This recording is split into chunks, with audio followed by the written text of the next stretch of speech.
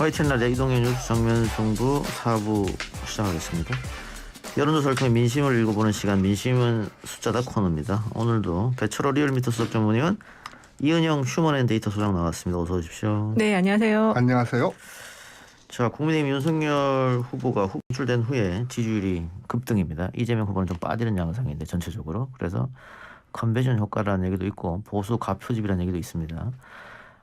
만일 보수 가표집이면 다음 주에는 윤석열 후보 지지율이 좀 빠져야 정상인데 다음 주도 이대로 유지가 되면은 당분간 굳어질 가능성도 있다. 어떻게 보십니까? 네, 맞습니다. 일단 근데 항상 이게 그 상대가 잘 나오면 평가 절하를 하고 싶은 것이 이제 상대방에서 논리인데 보수제 과표집도 한 요인은 틀림이 없습니다. 하지만 이준석 대표가 얘기한 거예요. 요인 틀림이 그만큼 이제 관심이 많았다는 게 이제 방점이 찍혀야 되는 거고 이준석 대표 솔직하게 저도 방금 그냥 들었는데 그만큼 관심이 많았다. 그러니까 적극 응했다. 그만큼 이 전체적인 대선판에 있어서 민주당보다는 국민의힘이 좀 더 많은 관심 참여가 높았다. 그 요인을 이제 같이 봐야 되는 거죠. 단순히 이제 과표집 거기 하나만 볼 문제는 아니다. 그렇게 의견 드립니다. 네. 어떻게 보세요? 지금 여당에서는 조정이 있을 것이다. 그게 아마 다음 주로 보는 것 같아요. 네, 뭐 이번 주까지는 아마 계속해서 윤 후보가 앞선 여론조사가 나올 테고 주말을 지나서 근데 다음 주도 격차가 좁혀지지 않으면 좀 민주당은 심각해지지 않나? 네, 이게 일단은 이제 컨벤션 효과가 어느 정도 수준이었냐를 좀 봐야 되는데 이게 ARS랑 전화면접조 사이 차이가 너무 많이 났어요. 그래서 대체로 저희가 볼 때는 한 6에서 8% 정도 차이였지 않았나. 근데 이게 뭐 15%까지는 안 뭐 17%다 이런 게 있었어요. 근데 이게 이제 다음 주 정도 좀 그 컨벤션 효과 거품이 좀 가라앉으면 이제 지금 제가 볼 때는 그 전화 면접조사에서는 항상 그 이재명 후보가 좀 다자고돼서 앞섰잖아요. 이제 그런 흐름으로 갈 수도 있었는데 그 지금 민주당의 선대위가 이 활동하는 것들이 상당히 뭔가가 좀 안정화가 안 되고 뭔가 손발이 안 받는 모습이에요. 대표적인 게 그 사모님 관련한 그 건을 처리하는 과정을 볼 때 자꾸 저런 식으로 처리가 좀 정확하게 안 되면 이게 지지율에 영향을 오히려 미칠 수 있다. 이렇게 좀 생각이 듭니다. 예. 알겠습니다. 자, 그러면 어쨌든 다음 주까지 어떻게 되는지 약간 지켜보도록 하고요. 다음 주 수요일에 다시 한번 얘기해 봅시다. 이 문제는. 네. 홍준표 의원의 탈락으로 홍준표 의원에게 몰표를 줬던 2030 세대의 표심. 지금 각 언론사마다 다 이거를 다루고 있어요. 2030 세대 표심은 어떻게 움직임이 좀 있습니까? 예, 있습니다. 근데 이제 다들 이제 궁금했던 게 이번 조사를 보는 여러 포인트가 있었습니다. 그래서 그만큼 모든 지표는 이제 우상향으로 이제 강하게 돌파한 것이었지만은 또 하나 이제 호사가들이 궁금하게 생각했던 게 그렇다면 398로 이렇게 좀 대별되었던 윤석열 총장의 그 지지율이 홍준표 그때 후보였죠. 예비 후보가 강하게 높게 받았던 게 윤석열 후보가 얼마만큼 수렴하느냐 이게 이제 중요한 포인트였는데 저희 조사 기준으로 봤을 때 이제 오마이뉴스 이제 리얼미터 조사 기준 봤을 때 큰 로스는 없었다, 큰 손실은 없었다. 그렇다고 오롯이 이제 100% 플러스 알파 수준을 받는 건 아니었지만 그렇다고 이게 오지 못했다라고 할 수준은 아니었다. 이제 좀 정리하자면은 그 윤석열 후보 같은 경우는 그 지난 2주 전에 조사에서는 20대에서는 18% 정도 받았는데 이번 조사에서 41%로 23.0%포인트나 상승했었거든요.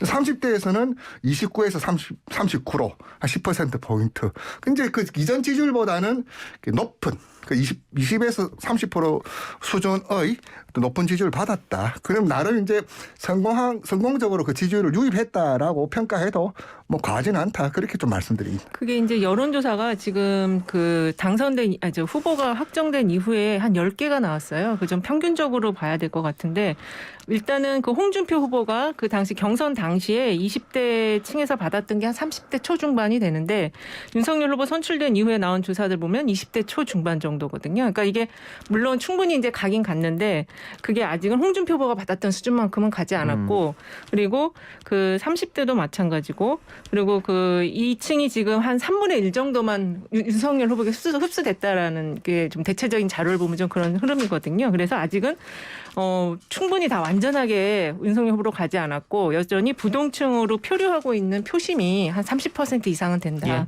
그렇게 보여집니다. 이번 주 들어서 이재명 후보가 적극적으로 2030 특히 남성들의 민심을 자극하면서 표를 좀 끌어올려고 하는 모양새입니다. 이게 영향을 줄까요? 그 영향을 주기 위해서 노력하는 건데요. 예. 한번 이제 여기서 대목을 한번 좀 곱씹어봐야 될 게 뭐냐면은 지난 2017년 대선 때 그때 이제 문재인 후보였죠. 지지율이 20대에서는 47.6, 30대에서는 56.9%를 획득했어요. 예. 가장 이제 촛불에 적극적이었고 이 정권 초반 중반까지는 강력한 지지군이 2030이었어요. 예. 근데 지금 이제 지난 4.7 재보선 때 이제 출구조사 기준 보면 20대에서는 55.3, 30대에서는 56.5가 오세훈 후보를 지지했거든요. 숫자가 바뀌어도 한참을 바뀌었는데 이제 결국 이제 2030을 잡지 않고서는 이번 대선을 뭐 국민의힘이든 민주당이든 이길 수가 없는 상황이에요. 그렇다 보냐면 민주당 입장에서는 아니 집 나간 이렇게 가출한 집토끼를 빨리 잡아야 될 생각이고 이제 국민의 입장에서는 이제 물 들어왔을 때 놓아줘야 될 생각이고 결국 이제 2030 쟁탈전이 이번 선거 전체 승부를 가늠하는 뭐 그런 요인이다. 지금 이제 그 요인 말고는 유동성이 없어요, 사실. 2030 쟁탈전 빨리 팔 걷어붙이고 적극적으로 나설 수밖에 없는 좀 그런 상황에서 이재명 지사의 첫 행보도 2030을 이제 겨냥한 그런 행보로 좀 읽힌다. 좀 그렇게 말씀드립니다. 예. 네, 그 2030이 지금 좀 전에 우리 그 수석 연구원님께서 말씀하신 것처럼 원래 이재명 후보를 지지를 했던 층이에요. 근데 이게 어느 순간에 가서 이게 좀 이탈을 했는데 그거는 이제 정부 정책에 영향이 있을 수도 있고 민주당의 어떤 또 방향, 정책 방향에도 영향을 받았을 수도 있는데 어쨌든 지금 그 층이 홍준표 후보에게 지지를 보냈었고 그리고 다시 이제 이탈이 된 상황이니까 이 층을 잡는 게 중요한데 그 이재명 후보가 상당히 그동안 좀 여러 가지 그 정부 정책에 좀 이대남이라든지 30대 남자들이 좀 좋게 생각하지 않았던 예. 여가부 문제라든지 그다음에 가상화폐 과세 유예시키는 거 그런 것들을 지금 얘기를 했거든요. 그래서 이런 것들을 잘 계속 그 가장 중요한 거는 진정성 있게 청취하는 거예요. 이들이 요구하는 게 뭔가 그거를 잘 청취를 해야만이 이들이 다시 온다는 보장이 있는 거지. 그렇지 않은 상태에서 무조건 이 표가 올 거라고 생각하면은 조금 그거는 안 올 수 있다. 그렇게 말씀드릴 예. 수 있겠어요. 자, 그리고 간론 토론에서 이재명 후보가 특검 받을 수 있다라고 얘기했습니다. 이것도 뭐 어떻게 여론조사에 좀 영향을 미칠까요? 어떻게 보십니까? 맞죠. 지금 이 상황에서는 그 대장동 관련된 이슈를 물어보면 이재명 지사 책임론이 항상 과반을 넘어요. 60% 수준. 특검 필요성도 또 60% 정도 나오거든요. 그러니까 결국 이재명 지사가 지금 계속 지지율이 이렇게 교착 상태에 발목 잡히고 있는 것은 대장동 이슈거든요. 예. 어쨌든 특검을 요구하는 것은 진보층 내에서도 20% 넘게 특검 필요하다. 좀 명명백해 그 특검을 통해서 밝혀달라 그런 요구가 있는데 어쨌든 이재명 지사가 이렇게 국면 전환 카드로 이제 특검 수용 시사를 했는데 어쨌든 이게 당분간 뭐 공회전 내지는 삿발 싸움 가겠지만 어쨌든 특검 수용을 시사한 것만으로도 좀 적극적으로 이 문제 돌파하겠다 좀 의지가 좀 읽히는데 글쎄요 지금 이제 그만큼 구체적으로 가느냐. 이제 이 문제 좀 지켜봐야 되겠지만 어쨌든 이 국면을 돌파해야 되겠다라는 의지가 강하게 읽히는 대목이다. 그렇게 말씀드릴 수 있습니다. 그렇습니다. 지금 뭐 조건부 특검이라고 기사가 나긴 했는데 사실 이게 당의 입장이 원래 그 수사 후에 미진한 경우에 특검을 하겠다라는 기본 입장을 그 같은 얘기였고요. 다만 이제 지금 그 박영수라든지 곽상도의 소환이 지금 안 되고 있잖아요. 그래서 특검을 요구하는 국민의 그 이유가 뭔지 좀 살펴볼 때 지금 당 내에서도 좀 검토를 해봤을 때 특검을 이제 수사가 어느 정도 좀 마무리되면 특검을 받았을 때도 크게 불리하지는 않다. 그리고 그 지금 그 특검을 받는 것도 그 이재명 후보의 그 대장동 특검만이 아니라 그거에 모태가 됐던 부산저축은행 사건부터 같이 해서 특검을 한다면 뭐 이거는 민주당 입장에서도 크게 불리하지 않다고 지금 판단을 하고 있는 것 같습니다. 알겠습니다. 자, 또 하나 윤석열 후보가 전두환 옹호 논란 3주 만에 광주를 찾았는데 이 사과와 별개로 호남에서 지지율이 국민의힘 윤석열 후보 공이 모두 올랐다. 이재명 후보는 호남에서 떨어졌다. 이건 어떻게 읽어야 할까요? 그래서 호남 지지율이 지금 윤석열 총장 광주 방문으로 뭐 변동이 있다. 지금 뭐 그렇게 볼 수 없겠습니다. 워낙에 뭐 적은 표본이기 때문에 변동을 논하기는 좀 그렇는데 어쨌든 지금 뭐 광주 그거는 이제 윤석열 총장이 광주를 방문하는 것은 호남에서의 지지율 반전이 아니라 전국적인 효과를 노리고 간 거죠. 그리고 이제 지난번 개사가 논란은 앞으로 본선에도 똑같이 이제 거론될 개연성이 높고 또 그와 유사한 사고가 사고 실수가 있으면 개사가까지 얹혀져서 복합작용할 그런 우려도 크기 때문에 빨리 조기 진화 차원에서 어찌 보면 선출되고 월요일 화요일 행사 중심이었던 네. 동선이었다면 목적을 가진 첫 동선 첫 행보는 광주였다. 그만큼 이 문제가 가지는 심각성 또 반전에 대한 노력 그것도 1박 2일로 갔다는 것은 그만큼 이 문제가 크다. 라고 느꼈기 때문에 행보를 그렇게 잡은 건 아니냐 좀 그렇게 읽힙니다. 일단은 윤석열 후보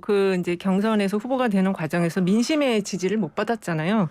그리고 호남 같은 경우 이제 경선 과정에서 홍준표 후보가 받았던 표보다는 적게 받았어요. 득표율 자체가. 그래서 이 부분을 타개하지 않으면 안 된다는 생각을 갖고 있는 것 같고 그리고 지금 현재 이재명 후보도 호남에서 지지율이 또 역대 민주당의 후보가 받은 것보다는 조금 낮은 수준이거든요. 그래서 이제 그런 부분에 있어서 좀 더 먼저 좀 선제적인 공략을 해야 되겠다. 물론 개사가에 대한 역풍이 워낙 컸기 때문에 그것도 있지만 좀 이제 종합적으로 호남 지역에서 더 득표를 하는 게 유리하겠다라는 판단하에 호남 방문도 일정을 상당히 조정을 한 거죠. 그런 속에서 그래서 일단은 지금 지역적으로 전체적으로 보면은 이재명 후보나 윤석열 후보나 이제 핵심적인 지역들이 있는데 이재명 후보는 호남에서 조금 더 득표를 하고 특히 이제 대구 본인의 고향인 대구 또 활동지였던 경기도 여기서 얼마나 조금 더 득표를 많이 하느냐 이게 이재명 후보에도 과제고 또 이 윤석열 후보 입장에서도 호남에서의 지지는 홍준표보다는 더 받아야 된다. 그게 좀 목표가 되지 않을까 싶습니다. 그러면은 이재명 후보가 최종적으로 호남에서 김대중, 노무현, 문재인이 받은 그런 몰표를 받을 가능성이 있겠느냐 어떻게 보세요? 일단은 이제 제 생각에는 민주당이 후보기 때문에 그 가능성은 충분히 열려 있는데 아직 조금 마음을 열지 못한 층 특히 이제 이낙연 후보를 지지했던 광주보다 이제 전남 쪽에 약간 그쪽의 후보 지지가 그걸 얻기 위해서는 결국엔 스킨십이 중요하지 않을까. 계속 방문을 하고 또 후보 본인이 방문을 못하면 사모님이 방문하든 그런 계속적인 스킨십이 중요하다 이런 생각이 들어요. 예, 알겠습니다. 자, 그리고 지금 영부인 혹 이제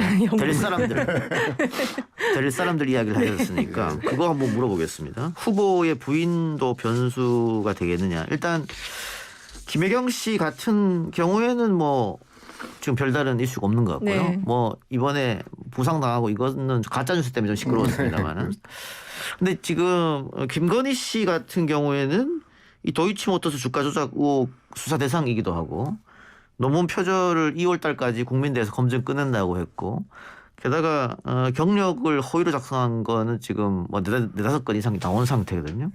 이런 것도 영향을 줄 것인가. 만일 이게 사실로 드러나면 선거 국면에 후보 아내가 선거운동을 못하는 일이 벌어질 수도 있잖아요. 상당히 중요하죠. 왜냐하면 좀 빗나간 이야기지만 몇 대 조부가 탐관오리였다. 이것도 이제 후보 결정하는데 그게 이제 나오는 마당에 지금 이제 보면은 윤석열 후보죠. 후보 배우야 네. 김건희 씨 관련된 거는 몇 달째 자료 화면만 보고 있어요. 네. 이 국민들 입장에 상당히 궁금하죠. 그리고 윤 총장도 이제 윤 후보도 이제 그런 말씀을 하셨는데 이제 고등판 준비를 하고 있다.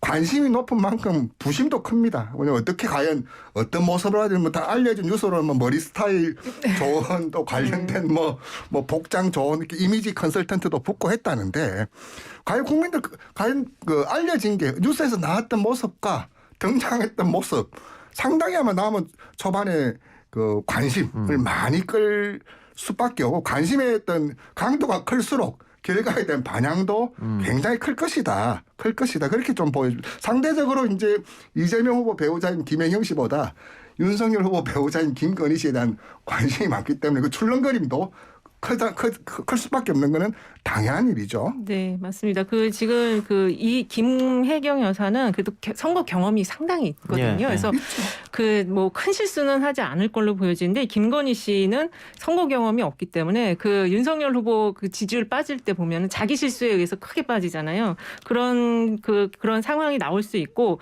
그리고 이 2030이 이 윤석열 후보를 지지하지 않은 원인에는 사모님의 논문 표절도 상당히 좀 큰 큰 영향을 줄 수 있을 걸로 보여집니다. 다만 이제 이번에 그 김혜경 여사 그 낙상 사고와 관련해서 이 위기 대응과 관련해서 민주당이 이게 지금 그 시스템이 제대로 갖춰져 있느냐. 일단은 그 낙상 사고가 났을 때 그 후보실장 이해식 의원의 논평인가 그 상황 설명이 8시간쯤 뒤에 나왔어요. 네. 그래서 이런 거는 좀 상당히 보완이 될 필요가 있다 이런 생각이 듭니다. 이제 측근은 가족들과 다르게 가족이 나선다고 해서 표에 큰 도움은 되지 않지만은 실점으로 연결되는 데는 그쵸. LTE급 광속입니다. 알겠습니다. 그 김건희 씨가 등판할 것인가? 할 수밖에 없죠. 해야 되는 게 맞죠. 왜냐하면 당선이 되면은 그 뭐 퍼스트 레이디잖아요. 네. 그렇죠. 과거로 이야기하면 국모인데 과연 저분이 과연 우리나라를 대표하는 여성 외국을 방문하더라도 과연 맞냐? 그 기준은 다른 여태 어느 이제 배우자들보다 좀 엄격하게 좀 네. 보지 않을까? 좀 그렇게 좀 아니, 예상됩니다. 제가 등판할 수 있을 것이냐라고 여쭈는 이유는 아직 그 수사를 받아야 되는 건도 있고 뭐 논문 펴줄 건도 있고 그럼 기자들이 분명히 물어볼 거란 말이죠. 그렇죠. 이걸 어떻게 대답할 것인가라는 생각에 조금 될 수 있으면은 피하지 않을까 아니면 시간을 좀 끌지 않을까 싶어서 한번 여쭤본 거예요. 이 선거 캠페인을 하는 그 선대위 쪽에서는 될 수 있으면 늦게 내보내려고 하겠죠. 그래서 이게 빨리 나오지는 않을 것 같아요. 네. 알겠습니다. 자, 또 하나의 변수는 안철수 후보가 완주하느냐. 민주당에서는 완주하기를 아무래도 내심 바라고 있겠죠. 뭐 윤석열 후보가 정해지기 전보다는 정해지니까 약간 떨어졌더라고요. 여론조사에서 지지율이. 그러나 어쨌든 안철수 후보가 갖고 있는 대중적 인지도라든가 뭐 이런 것도 무시할 수 없기 때문에 완주를 하길 바랄 텐데 어떻게 생각하세요? 완주할 것 같습니까? 안철수 후보 본인하고 국민의당에서는 당연하다라고 지금은 얘기합니다만. 그렇죠. 근데 저는 안철수 후보 출마 선언 보면서 영화 베테랑의 한 장면이 나왔어요. 여기 보면 모 배우가 감방은 나오는 맛에 들어간다. 출마는 단일화하는 맛에 나오는 거 아니에요. 저기 이제 그만큼 이번에 또 완주의 또 진정성은 작더라도 나의 가치를 우리 사회를 위해서 보여주겠다가 아니라 자꾸 고배당 노리는 옵션 상품처럼 그 지렛대로 가는 데 대해서 이미 의구심을 가지고 있어요. 또 네. 이미 앞에 말들이 그 말의 진정성, 지금 행동했던 그 진실성을 믿기에는 좀 너무 멀리 돌아온 거 아니냐. 그랬을 때 본인은 당연히 그 처음부터 완주를 해야지 이제 협상력을 높이는 지렛대가 되죠. 그렇죠. 처음부터 나는 그 단일화 할래요 할 수는 없으니까. 근데 과연 이분이 완주할지는 지금도 다들 의문을 가지고 있어요. 끝까지 안 갈 것이다라는 생각이 이미 지지층 내에서도 이제 결국 구도가 되지 않을까. 뭐 그렇게 보고 있다는 점은 이번에 또 동력을 상당히 깎아먹는 요인이죠. 지금 어쨌든 제일 그 안철수 후보 자기 진로를 결정할 가장 확실한 거는 지지율이에요. 지지율이 두 자릿수를 넘어갈 거냐 안 넘어갈 거냐. 이미 그 서울시장 선거 재보궐 때 안철수 다루는 법에 대해서 이미 국민의힘은 체득을 했거든요. 그래서 지지율이 가장 중요한 변수가 될 것 같습니다. 알겠습니다. 자, 그리고 정권 교체론이 정권 연장보다 높다는 것은 뭐 주지의 사실이고 그 수치는 점점 올라가고 있다. 다만 이재명이 정권을 잡아도 정권 교체냐. 민주당은 그런 이야기를 하고 싶겠죠. 그러니까 이명박에서 박근혜로 넘어갈 때 그때도 정권 연장이었지만 사실은 국민들은 박근혜가 잡아도 정권 교체야라고 인식을 어느 정도 했단 말이에요. 관련 여론조사도 좀 있었던 것 같은데 이 부분에 대해서 설명을. 이제 KSOI가 뭐 월요일에 발표한 그 지난주 금요일, 토요일 조사를 해서 자세한 내용은 이제 중앙 여론조사 시민의 홈페이지를 보면 될 건데 그때 흥미로운 질문이었습니다. 이재명 후보가 내년에 대선에서 당선이 된다면 이게 정권 재창출로 봐야 되냐 아니면 정권 교체로 봐야 되냐 했을 때 응답자 63.0%가 이거 정권 재창출이다. 근데 흥미로운 것은 이제 그 30대에서 29.5, 호남에서 28%, 진보 성향자 30% 수준인데요. 이 정도 수준에서는 정권 교체다라고 이제 보는 거죠. 결국 이제 이 정도 수치면은 전체적으로 이제 그 같은 흐름 에서 연장이다라는 데서 큰 좀 의미 있는 수치는 좀 아니에요. 왜냐하면 이제 이명박에서 박근혜가 될 때는 전체 국민 여론도 그렇지만 진영 내에서도 이거는 전혀 다른 흐름이다라고 봤었는데 이 정도로는 뭐 정권 교체 의견이 높다라고 하기는 조금 모자란 수치다. 좀 이게 그렇게 원래 평합니다. 송영길 대표가 이제 자꾸 이거를 이재명 후보가 되는 것도 정권 교체다 이렇게 얘기를 해가지고 이 문항 조사가 들어간 것 같아요. 예. 근데 결과적으로는 정권 재창출이라고 훨씬 많잖아요. 근데 이재명 후보가 이제 그 이명박에서 박근혜 대통령 될 때도 그 전혀 다른 후보라고 인식했던 거와 비슷하게 이재명도 지금 당내선 그런 느낌이 있거든요. 그래서 사실은 지금 이재명 후보가 지금 선대위 구성됐는데도 뭔가가 안정화가 안 된 느낌이고 손발이 잘 안 맞는 느낌인데 이거를 얼마나 빨리 장악할 것이고 자기의 칼날을 잃어버리지 않은 속에서 그걸 빨리 장악할 수 있느냐 이게 가장 중요한 문제이지 않을까 저는 그렇게 봅니다. 왜냐하면 이재명 후보에 대한 기대가 분명히 있거든요. 그리고 그 기대층이 확실한 지지층이 있어요. 40대 50대 또 20, 30대도 예전에는 이재명 후보를 지지했었기 때문에 그걸 빨리 찾아내야 된다 그렇게 생각이 됩니다. 그러면 정권 교체라는 어떤 바람이 기대가 형성이 될 거라고 보여집니다. 예. 지지율은 윤석열 후보가 당선되고 나서 계속해서 오르고 어쨌든 이재명 후보의 격차를 벌리고 있는 실정인데 당선 가능성에서는 뭐 여러 조사가 있습니다만 윤석열이 이기는 조사도 있습니다만 대체적으로 이재명이 이기는 걸로 많이 나온다. 그러면 지지율은 이렇게 차이가 나는데 왜 당선 가능성은 이재명을 더 높게 보느냐. 그건 어떤 설명할 수 있을까요? 지난주에는 좀 그런 현상 몇 군데에서 아주 관심을 끌었는데 이번 주 발표된 조사에서는 조금 그 격차가 많이 좀 줄었어요. 예. 근데 시간을 지난주로 돌려서 봤을 때는 결국 이제 지금은 앞서고 있지만 최종 결승선에는 이재명이 먼저 들어간다.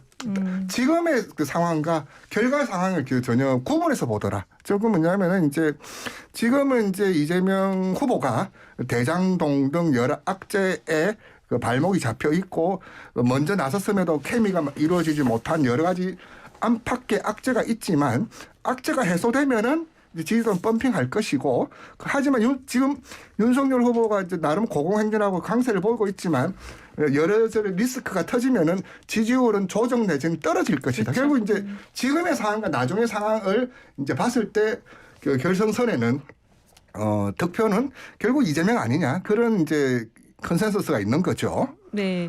그 이번 주 그러니까 MBS 조사에서 그 당선 가능성이 원래는 계속 이재명 후보가 그렇죠. 앞섰는데 이번만 지금 윤석열 후보가 40, 이재명 후보가 37이 나왔어요. 그거는 제가 볼 때는 일단은 이전에는 왜 이재명 후보가 당선 가능성이 높았냐면 객관적으로 봤을 때 인물 경쟁력이 있고 그다음에 실적이 있고 성과가 있었다. 이런 부분을 높이 평가를 했던 거거든요. 근데 이번 주에 그렇게 안 나온 거는 선대위 구성된 이후에 그 몇 개의 일정들 이런 것들을 봤을 때 이게 너무 실망스러운 거예요. 오히려 저는 이거 조금 자세히 들여다보면 지지층에서 좀 이탈하지 않았을까 그런 생각이 들 정도로 선대 이후의 행보가 뭔가 좀 잘 마음에 썩 들지 않았다. 메시지라든지 관리, 현장 관리라든지 이런 거. 그래서 이거를 좀 빨리 그리고 이제 의원들 중심의 선대위 구성이라는 것도 이게 바람직한 현상, 좀 처음 보는 현상이거든요. 그래서 이런 부분을 좀 빨리 보완을 할 필요가 있고 그리고 그 MBS 같은 조사에서 경제 분야의 국정 운영 능력을 봤을 때 이재명 후보가 36%, 윤석열 후보가 25%, 안철수 7, 심상정 3이 나왔어요. 그러니까 그런 면으로 보면은 아직까지도 이재명 후보가 경제를 운영할 능력이라든지 성과를 내는 면에서는 높게 보고 있다라는 거죠. 네. 예. 리얼미터에서 조상국의 그 전현직 대통령 포함 가장 호감 가는 대통령 박정희 전 대통령 1위 했네요. 네, 이게 재미있는 조사인데요. 한국정책과학원 행사에서 저희가 이제 자료 차원에서 이제 만든 그 결과인데요. 10일 어저께 이제 하루 조사했었고 전국 500명 조사를 했습니다. 가장 호감 가는 대통령으로 박정희 전 대통령이 32.2, 노무현 전 대통령 24.0, 문재인 대통령 12.6 이렇게 나왔습니다. 예. 그래서 제가 역대 전현직 대통령 호감도를 최근 거 뭐 너무 오래된 정권 말고 몇 년 전 걸 훑어봤는데 노무현 전 대통령이 거의 1위를 많이 차지했는데 이번 조사는 박정희 전 대통령이 1위를 했다. 이거는 지금 시점에서 국민들이 어떠한 리더십을 원하느냐. 그러니까 문재인 대통령이 너무 좀 유한 어떤 그런 스타일 통치 체제였기 때문에 그것보다는 좀 강력한 카리스마를 원하지 않느냐. 맞습니다. 박정희 같은. 지금 이 자리에서 한번 말씀드렸는데 이재명 지사가 처음에 이제 초기에 돌풍을 만들었을 때 의외로 고연령층 보수층에서 많은 환호를 받았어요. 근데 그분들이 했던 말씀이 무엇인가 하니 그 박정희를 보는 듯하다. 네. 전 뭐냐면 지금 코로나도 어수선할 때 다른 분들 좀 더 했던 이야기, 어디선가 들어봤던 이야기, 캐비넷에서 뭐 꺼낸 정책들인데 그게 돌파형 리더십, 문제 해결형 리더십, 추진력 이런 저렇게 해야 돼. 지금 코로나로 지금 나라가 어수선하고 위기 국면에서는 저런 리더십이 필요해. 근데 그런 데서 지금도 이재명을 그 형성하고 있는 하위 개념이 뭐냐면 추진력, 돌파력. 근데 이런 데서 이제 환호를 보냈었거든요.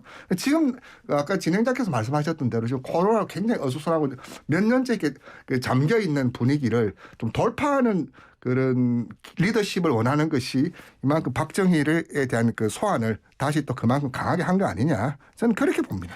그래서 민주당에서는 이재명, 국민의힘에서는 윤석열 이런 사람들이 후보로 올라왔다. 그렇게 보이고요. 자, 이제 뭐 두 사람이 후보로 결정됐으니까 앞으로 남은 기간 어떤 사람들이 더 국민들의 마음을 사로잡을 수 있을지 지켜보기로 하고요. 두 분 말씀 오늘 여기까지 듣도록 하겠습니다. 지금까지 이은영 휴먼앤데이터 소장, 배철호 리얼미터 수석 전문위원이었습니다. 수고했습니다. 네, 감사합니다. 감사합니다.